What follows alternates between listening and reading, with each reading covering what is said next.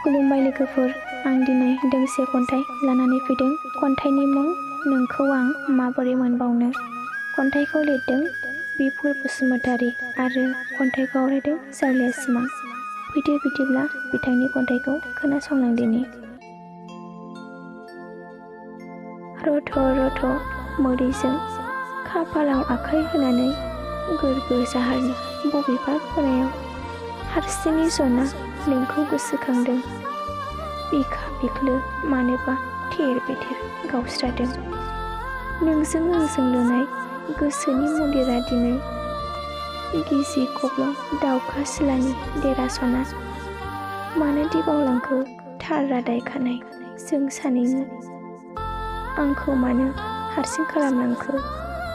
थादो सना नोंल' गोजोनै। आं थांनोसै हुरा हुरा। गोसोखाङोब्लाल' आंनि मुङाव फोजोंदो आलारि बाथि।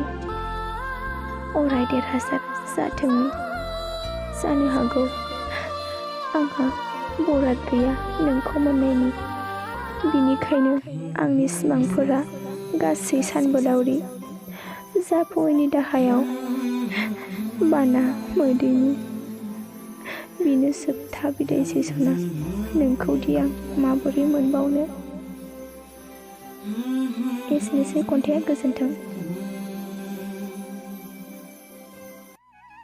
खन्थाइखौ मोजां मोनदोंब्ला लाइक, शेयार आरो कमेन्ट खालामदो।